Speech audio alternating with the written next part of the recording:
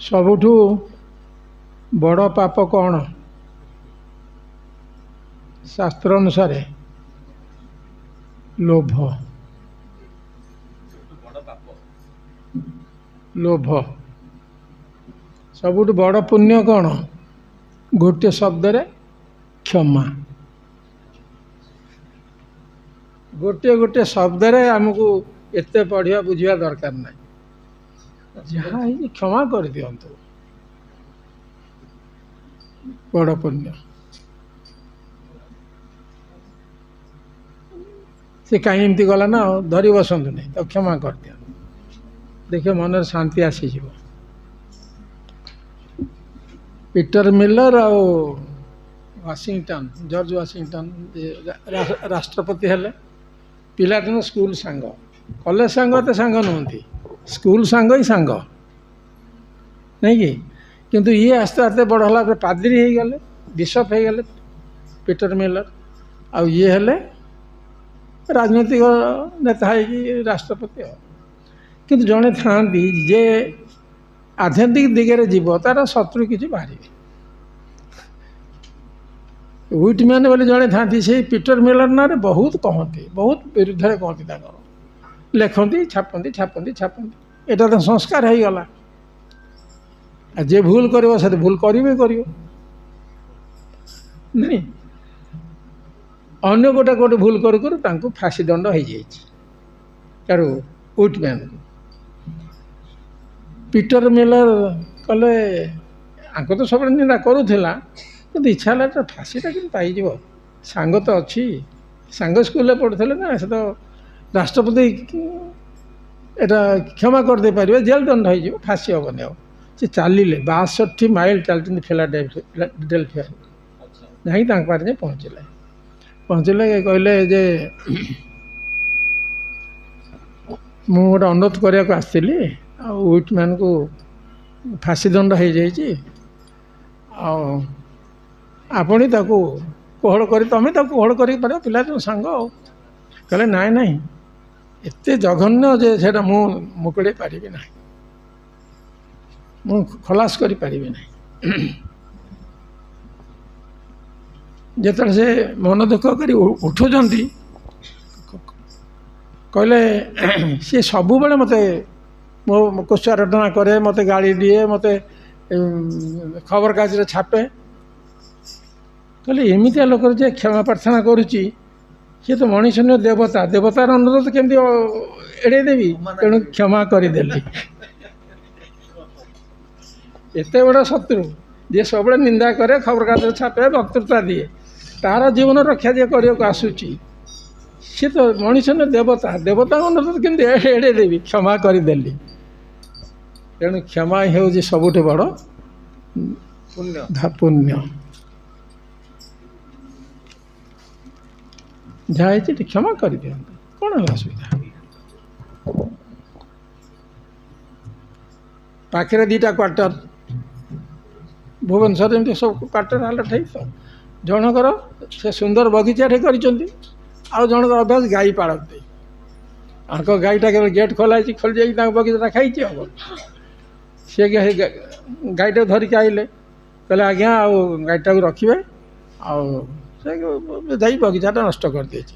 କହିଲେ କ'ଣ ହେଲା ସେଠୁ? କାଲି ବି ଯିବ, କ'ଣ କରିବେ ନା କାଲି ଆଣି ଛାଡ଼ିଦେବି। ତାପରେ ସେ ଗାଈ ଆଉ ତାଙ୍କ ବାଡ଼ିରେ ପଶି ନାହିଁ। ସହଜ ସରଳ ବାଟ, ଝଗଡ଼ା କରିବାର ନାହିଁ, ଟକ୍କର ଦେବାର ନାହିଁ, ନମ୍ର ହେଇଯାଆନ୍ତୁ। ଠାକୁର ଆମକୁ ଶିଖଉଛନ୍ତି ନମ୍ର ହେଇଯାଅ। ନମ୍ରତା ହେଉଛି ପ୍ରକୃତ ସାଧୁତ୍ୱର ଲକ୍ଷଣ। ଆମେ ଖାଲି ଚଦର ଧୋତି ପିନ୍ଧିଲେ ଆମେ ନୁହଁ, ଆମକୁ ନମ୍ର ହେବାକୁ ପଡ଼ିବ। କିଏ କେତେ କରିବ କୁହନ୍ତୁ? କ'ଣ ହେଲା ସେଠୁ? ନମ୍ରତା ହିଁ ସାଧୁର ଲକ୍ଷଣ।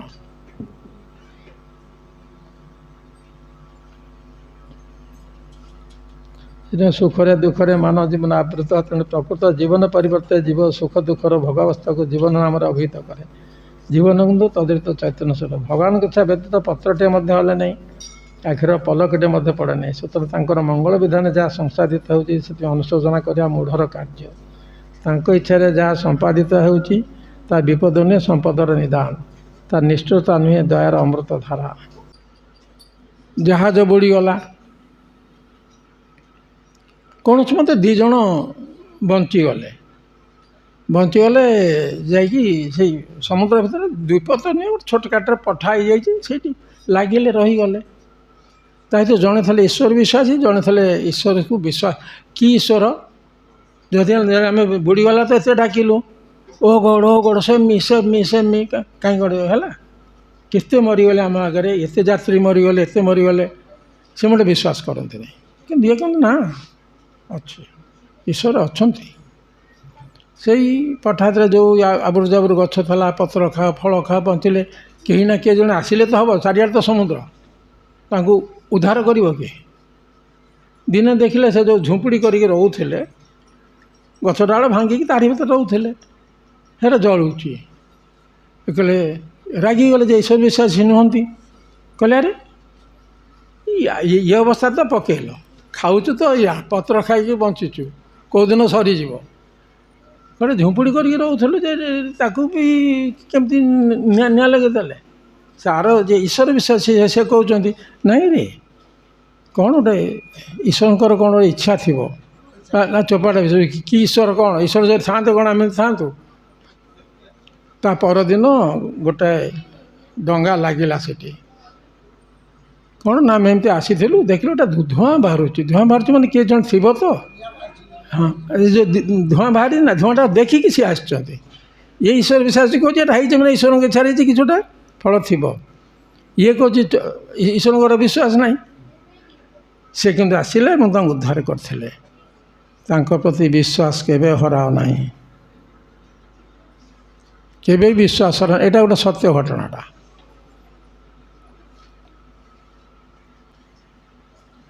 ଏତେ ଡାକିଲେ ତ ଠାକୁର ତ କିଛି କଲେ ନାହିଁ। ଆରେ ଯେଉଁଟା କଲେ ମୋ ଭଲ ପାଇଁ କଲେ, ଆହୁରି କ'ଣ ବିଶେଷ କ୍ଷତି ହେଇଥାନ୍ତା? ଏତିକିରେ ହେଇଗଲା। ମୁଁ ତ IIT ପାଇଥିଲି, ପାଇବା କଥା ପାଇଲି ନାହିଁ, ଆଉ ଠାକୁରଙ୍କୁ ଡାକିବି ନାହିଁ। ହେବ IIT ପାଇଥିଲେ କ'ଣ ହେଇଥାନ୍ତା? IIT ଇଞ୍ଜିନିୟରଟା ହେଇଥାନ୍ତ।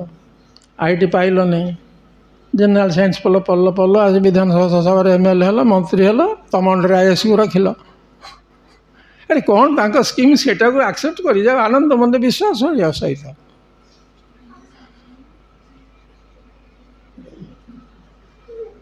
ଭଗବାନ ହିଁ ସୁଖ।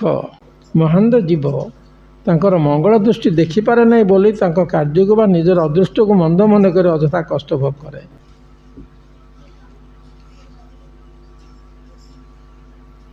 କେତେ ଜାଗାରେ କହିଛନ୍ତି, ବହୁତ ଜାଗାରେ ଉପଦେଶରେ ଠାକୁର କହୁଛନ୍ତି ମୋର ଗୋଟିଏ ଉପଦେଶକୁ ଜୀବନରେ ତୁମେ ପାଳନ କର। ବହୁତ ଜାଗାରେ ଆପଣ ଯେଉଁ କାଢ଼ିବେ ଉପଦେଶ ବହିରେ ଯଦି ପଢ଼ିବେ, ବହୁତ ଜାଗାରେ କହିଛନ୍ତି ଜୀବନରେ ଗୋଟିଏ ଉପଦେଶକୁ ମୋ ଜୀବନରେ ତୁମେ ପାଳନ କରିବାକୁ ଚେଷ୍ଟା କର। ଏତେ ସହଜରେ ବି ହେବନି, ଯେଉଁଟାକି ସହଜ ବୋଲି ଆମେ ଧରିବୁ ସେଟା ହେବନି, ବାଧା ଦେବ। ପ୍ରକୃତି ବାଧା ଦେବ, କାରଣ ପ୍ରକୃତି ସହଜରେ ତାଙ୍କୁ ଛାଡ଼ିବ ନାହିଁ। ପ୍ରକୃତି ତା କାମ କରିବ, ତାକୁ ଏଡ଼େଇକି ଆମକୁ ଯିବାକୁ ପଡ଼ିବ। ଯେକୌଣସି ସହଜ ସରଳ ସାଧନା ବୋଲି ସେ କହୁଛନ୍ତି। ଆପଣଙ୍କ ଜୀବନ କଥା କହୁନାହାନ୍ତି, ସେ ଯେଉଁ ସପ୍ତାହେ ମୁଁ ମିଛ କହିବିନି କହିଥିଲେ, କେମିତି ପୁଣି ମିଛ ସେଟା ରଖିପାରିଲେନି, ରକ୍ଷା କରିପାରିଲେନି? କହିଲେ ଗୋଟା ମିଛ କହିବିନି 7 ଦିନ ଆପଣ ଗୋଟା ସ୍ଥିର କରିଥିଲେ, କହୁଥିଲେ ଗୋଟେ ଜାଗାରେ। ସେମିତି ଗୋଟେ ସଂକଳ୍ପ ନେବାକୁ ପଡ଼ିବ। ଯାହା ଗୋଟେ ଠାକୁରଙ୍କ ଉପଦେଶରୁ ସତ୍ୟନିଷ୍ଠ ହୁଅ, ମୋତେ ପାଇବ, ଠାକୁର ଅଛି ନା। ତେଣୁ ମୁଁ ସତ କହିବି ବୋଲି ଆପଣ ନିଅନ୍ତୁ, କିନ୍ତୁ ପରୀକ୍ଷା ଏମିତି ଆସିବ ଯେ ଆପଣ ସାଙ୍ଗେ ସାଙ୍ଗେ ତ ଦୌଡ଼ିଲି ତାଙ୍କ ପାଖ ଯାଇକି ପଡ଼ିଗଲି। ମୁଁ କହିଲି ପ୍ରଭୁ, ବାଧ୍ୟ ହେଇକି କହିଦେଲି ମିଛଟା, ପରୀକ୍ଷାରେ ଫେଲ୍ ହେଇଗଲି। ପୁଣି ଏମିତି କରୁ କରୁ ଗୋଟେ ସମୟ ଆସିବ ଆପଣ ପାଖରୁ ଅସତ୍ୟ ବାହାରିବନି। ଆଉ ପ୍ରତିଦିନ ଆମର ପ୍ରାର୍ଥନା ପରେ ସକାଳେ ସନ୍ଧ୍ୟାରେ ଆମେ ଠାକୁରଙ୍କୁ ପ୍ରାର୍ଥନା କରିବା ଯେ ମୋର କର୍ମ, ମୋ ବାକ୍ୟ ସତ୍ ହଉ, ମୋର କର୍ମ ସତ୍ ହଉ, ମୋର ଚିନ୍ତା ସତ୍ ହଉ। ଏ 3ଟା ଜାଗା ଯଦି ସତ୍ ନ ହେବ, ଗୋଟିଏ ବି ଯଦି ବିଭ୍ରାଟ ହେଇଗଲା, ସବୁ ବିଭ୍ରାଟ ହେଇଯିବ। 3ଟା ବିଭ୍ରାଟ। ପୁରୁଷକାର ରହିବ, ପୁରୁଷକାର ପରେ ତାକୁ ଆମେ କରିବା, କିନ୍ତୁ ଗୁରୁ କୃପା ନହେଲେ ପୁରୁଷକାର ରୂପ ନେଇପାରିବନି। ଗୁରୁର ତାଙ୍କର କୃପା ଆକର୍ଷଣ କରିବାକୁ ପଡ଼ିବ, ତାଙ୍କର ଆଶୀର୍ବାଦ ନେବାକୁ ପଡ଼ିବ।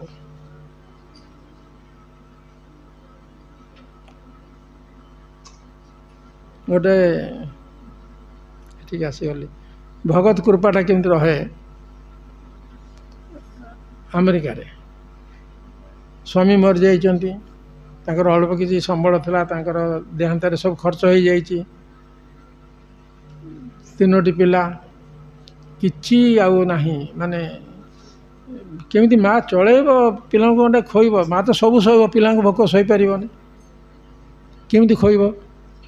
ଗୋଟେ ମେସିନ୍ ଆଣିକିରି ଭଡ଼ାରେ, ସିଲେଇ ମେସିନ୍ଟାକୁ ଆଣିକି ରାସ୍ତାରେ ବିଜୁଳି ଷ୍ଟ୍ରିଟ୍ ଲାଇଟ୍ ଅଣ୍ଡରରେ ସେ ସିଲେଇ କରିକିରି ପେଟ ପୋଷୁଥିଲେ, ଭଡ଼ାରେ ଆଣନ୍ତି। ଗୋଟେ ମାସ ଶେଷରେ ଦେଖିଲେ ଯେ ତାଙ୍କ ଘରେ ଗୋଟିଏ ବି ପଇସା ନାହିଁ, ଖର୍ଚ୍ଚ ହୋଇଯାଇଛି। କିନ୍ତୁ ଭଡ଼ା ମାଗିବ, ଆସିକି କହିଛି କାଲି ଯଦି ନଦେବୁ ମୁଁ ମେସିନ୍ଟାକୁ ଫେରେଇ ନେବି, ମାସକର ଭଡ଼ା ଦେବୁ, ତାଙ୍କ ପାଖରେ ଭଡ଼ା ନାହିଁ, କ'ଣ କରିବେ ଭାବୁଛନ୍ତି? ପିଲାମାନେ କହୁଛନ୍ତି ତାଙ୍କର, ବହୁ ବ୍ୟସ୍ତ କାହିଁ ହେଉଛୁ, ଈଶ୍ୱର ଅଛନ୍ତି ନା, ଈଶ୍ୱର ଅଛନ୍ତି। କବାଟ ଠକ୍ ଠକ୍ ହେଲା, ଥରିଲେ ପଡ଼ି ପିଲାମାନେ, ଏ ତ ମେସିନ୍ଟା ନେଇଯାଉକୁ ଆସିଲା, ବୋଉ କ'ଣ କରିବ ଏବେ, ଆମେ ଖାଇବୁ କ'ଣ? କିନ୍ତୁ କବାଟ ଖୋଲିଲେ, ଖୋଲିଲା ବେଳକୁ ଆଉ ଜଣେ ଠିଆ ହେଇଛନ୍ତି। କହିଲେ ମୁଁ ଏଇ ଆପଣ ପାଖ ଘରକୁ ଏବେ ଭଡ଼ାରେ ଆସିଛି, ମୋ ସ୍ତ୍ରୀ ଅସୁସ୍ଥ ହୋଇଯାଇଛନ୍ତି, ସେ ମେଡ଼ିକାଲରେ ପଡ଼ିଛନ୍ତି, ମୋତେ ଟିକେ ମେଡ଼ିକାଲ ଯିବାକୁ ହେବ, ଆପଣ ଏ ଛୁଆଟାକୁ ଟିକେ ରକ୍ଷା କରିବେ କି? ପଡ଼ିଶା ମାନେ କହିଲେ ହଁ ଆପଣ ୟାକୁ ରକ୍ଷା କରିବେ, ମାନେ ଏଇ ମେଡ଼ିକାଲ ଯେଉଁ ସମୟ ରହିବ ଆପଣ ଏଟା କରିପାରିବେ, ଆଉ ମୁଁ ପ୍ରତି ଘଣ୍ଟାକୁ $10 କରି ଦେବି। ଖୁସି ହେଇଗଲା, ନେଇଗଲେ। ତ ଈଶ୍ୱର ଅଛନ୍ତି, ଏ ବିଶ୍ୱାସ ହିଁ ସତ୍ୟ। ଘଣ୍ଟାକୁ $10। ସିଏ କହୁଛନ୍ତି ମୁଁ ତ ରହିବି ମେଡ଼ିକାଲରେ, ଇଏ ଛୁଆଟାକୁ କିଏ ସମ୍ଭାଳିବ? ପଡ଼ୋଶୀ ମାନେ କହିଲେ ଯେ ଆପଣ ହିଁ କେବଳ ଆକୁ ସମ୍ଭାଳି ପାରିବେ। ବାପା ଖୁସି ହେଇଯାଇଛନ୍ତି, ପୁଅ ଯାଉଛି ସ୍କୁଲକୁ, ତ ତାକୁ ଗୋଟେ ନୋଟ୍ ଦେଇଦେଲେ, $10 ନୋଟ୍ଟା। ପିଲା ଆଇଲା ବେଳେ ଦେଖିଲେ କ'ଣ କଲୁ ନା ଜଣକୁ ଉଧାର ଦେଇଦେଇଛି। କିନ୍ତୁ ଉଧାର ଦେଇଦେଲୁ, ସେ ଫେରେଇବ ତ? ନା ହଁ ଫେରେଇବ, ଯଦି ନ ଫେରେଇଲା ନା ଫେରେଇବ ନା। ଆଉ ନା କ'ଣ କଲୁ କହୁନୁ? ଚର୍ଚ୍ଚରେ ବା କହୁଥିଲ, ବିଶପ ଯେତେବେଳେ ପଢ଼ଉଥିଲେ ଗରିବଙ୍କୁ ଯେଉଁଟା ଦିଆଯାଏ ସେଇଟା ଈଶ୍ୱରଙ୍କୁ ଉଧାର ଦିଆଯାଏ।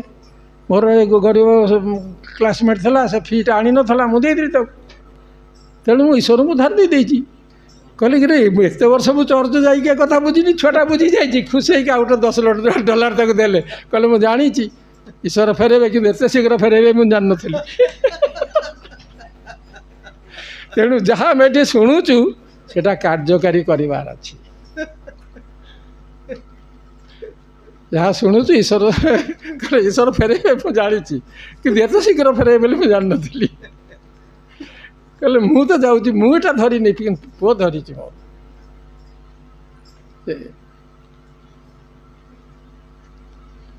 ଯାହା ଶୁଣିବା ତାକୁ ଜୀବନରେ କାର୍ଯ୍ୟକାରୀ କରିବା, ଏଇଟା ଆମ ଜୀବନର ବ୍ରତ ହଉ। ଆମେ ଯାହାଙ୍କ ପାଖରେ ବସୁ, ଏକ କଥା, ଆମେ ଯାହାଙ୍କ ପାଖରେ ବସୁ ଆମେ ଯାଇତେନୁ, ସେ ଅଛନ୍ତି, ସେ ନିର୍ଭରତାଟା ହେଉଛି ବଡ଼ କଥା।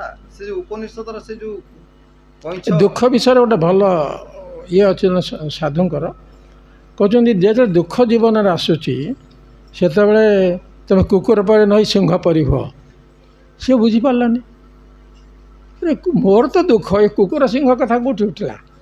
କହିଲେ ଦେଖ, ତୁମେ ଯଦି କୁକୁରକୁ ଗୋଟେ କ'ଣ ପକେଇଲ, ଯିଏ ପକାଉଛି ସେ ତା ପାଖକୁ ଆସିବନି, ସେ ଟେକା ପାଖକୁ ଯିବ ନାହିଁ। କିନ୍ତୁ ସିଂହକୁ ଯଦି ପକେଇବ, ଯିଏ ପକେଇଛି ସେ ତା ପାଖକୁ ଆସିବ।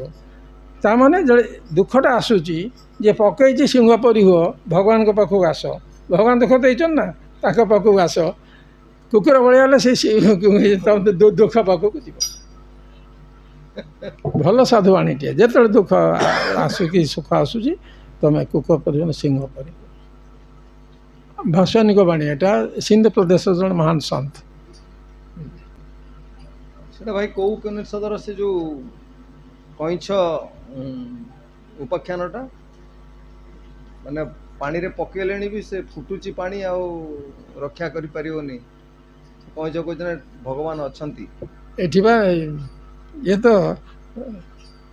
ପୋଖରୀ ପାଣି ଶୁଖି ଶୁଖି ଯାଉଛି, ଆଜ୍ଞା ପୋଖରୀ ପାଣି ଶୁଖି ଶୁଖି ଯାଉଛି, ଧରା ହେଉଛନ୍ତି ମାଛ ସବୁ। ମାଛ ଧରା ହେଇଗଲେ କଇଁଛ ଦୁଇଟା କହିଲେ କ'ଣ କରିବା ନା ତୁ କାହିଁ ବ୍ୟସ୍ତ ହେଉଛୁ, ଗୋଟେ ମେଲ୍ କଇଁଛ ଗୋଟେ ଫିମେଲ୍ କଇଁଛ, କାହିଁ ଈଶ୍ୱର ଅଛନ୍ତି ନା, ମାଆଙ୍କ ଟିକେ ସଫ୍ଟ ହୃଦୟ ତ, ସେ ତାଙ୍କୁ ଈଶ୍ୱର ଅଛନ୍ତି ନା, ଆରେ ସବୁ ତ ଧରା ସରିଲାଣି, ପାଣି ତ ଶୁଖି ସାରିଲାଣି, ମାଛ ତ ଗଲେଣି, କଇଁଛକୁ ଧରିବେ ଆଉ କ'ଣ। କଇଁଛକୁ ଧରିଲେ, ହଁ ଧରିକି ନେଲେ ହାଣ୍ଡିରେ, ଯେଉଁ ପୋଖରୀ ହୁଡ଼ା ଥିଲା ସେଇଠି ଗୋଟେ ହାଣ୍ଡିରେ ରଖିଲେ। ତାପରେ ମାଛ ଫାଛ ଧରିଲେ କି ଗୋଟେ ମାନେ ତାଙ୍କର ଧରିଲେ, ଧରି ଯେ କଇଁଛକୁ ନେବାକୁ ଆସିଲେ, ସେ କଇଁଛ ତ ଜିଅନ୍ତା ବାଡ଼େଇଲେ ତ ସେ ମରିବନି, ତେଣୁ ତାକୁ ଗରମ ପାଣିରେ ପକାଇବେ। ଗୋଟେ ହାଣ୍ଡିରେ ଏଇ ପୋଖରୀ ହୁଡ଼ାରେ ରଖି ଜଳେଇଲେ, ପାଣି ଫୁଟିଲା, କଇଁଛ ହେଲା ବେଳକୁ ଯେଉଁ ନିଆଁରେ ଜାଳୁଥିଲେ ସେଟା ଜଳିଗଲା, କୁଡ଼ିଆଟା ଜଳିଗଲା ତ, ସେ ଯେଉଁ ପାଣି ଥିଲା ସେ ପାଣିଟାକୁ ଛାଟିଲେ ନିଆଁଟା ଲିଭେଇବେ ବୋଲି, କଇଁଛ ପୁଣି ଯାଇକି ପୋଖରୀ ଭିତରେ। ଆଉ କ'ଣ, ଈଶ୍ୱର ଅଛନ୍ତି ନା, ଶେଷ ପର୍ଯ୍ୟନ୍ତ ବିଶ୍ୱାସ ଥିଲା ଈଶ୍ୱର ଅଛନ୍ତି ନା। ପୁଣି ୟାକୁ ଧରିକିରି ପକେଇକି ଫୁଟେଇଲା ବେଳକୁ ଯାଇକି ସେ ଯାଇ ସେଇ ପାଣିଟାକୁ ପକାଉଥିଲେ ନିଆଁ ଲିଭେଇବେ ବୋଲି, ସେ ପୁଣି ସେଟା, ଏଇଟା ଗୋଟେ ଉପନିଷଦରୁ ଆସିଛି। କୋଉ ଉପନିଷଦଟା ମନେ ପଡୁନି ଠିକ, କିନ୍ତୁ ଗୋଟେ ଉପନିଷଦ ତାରି ଉପରେ ହିଁ ବେଶ କରି, ଯେମିତି କଠୋପନିଷଦ ୟାଙ୍କର ନଚିକେତା, ସେମିତି।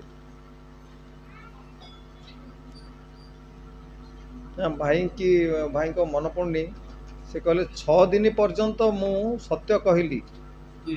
ଭାଇ ତାଙ୍କ ଜୀବନରେ ଗୋଟେ ଘଟଣା ଘଟିଥିଲା, ସେ ସତ କହିବାଟା ମୁଁ ଚେଷ୍ଟା କରିବି, ଏ 7 ଦିନ ମୁଁ ସତ କହିବି।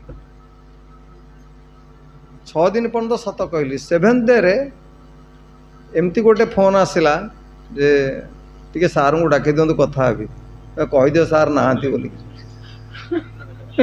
କହିଦିଅ ସାର୍ ନାହାନ୍ତି, ମାନେ ସେ ଶୋଇଛନ୍ତି, ଭାଇ କହୁଛନ୍ତି କହିଦିଅ ସାର୍ ନାହାନ୍ତି, ମାନେ 7th ଡେରେ ତାଙ୍କର ସେଇ ଯୋଉ ମିଥ୍ୟାଟା ଆପଣା ଛାଏଁ ବାହାରି ଆସିଲା, ଆଉ ସେ ତାଙ୍କର ସେଟା ତାଙ୍କ ସହିତ ମୁଁ ଦେଖା ହେବାକୁ ଚାହୁଁନଥିଲି ତ, ସାର୍ ଅଛନ୍ତି ମୁଁ ଟିକେ ଦେଖା କରିବି, ମୁଁ କହିଲି କହିଦିଅ ସାର୍ ନାହାନ୍ତି, ହେଲା କି ଆଉ ସେଟା ସତ ହେଲା କି। ତେଣୁ ଯାହା କରିବେ ଚେଷ୍ଟା କରନ୍ତୁ, ପ୍ରକୃତି ବାଧା ଦେବ, try again, try again, try again, ଗୋଟେ ଆସିବ ଯେ ଆପଣଙ୍କ ବିକୃତି ସତ୍ୟବାକ ହେଇ ବାହାରିବ, ସେଟା ପରୀକ୍ଷା ଆସିବ, ନୂଆ କଥା କିଛି ନାହିଁ।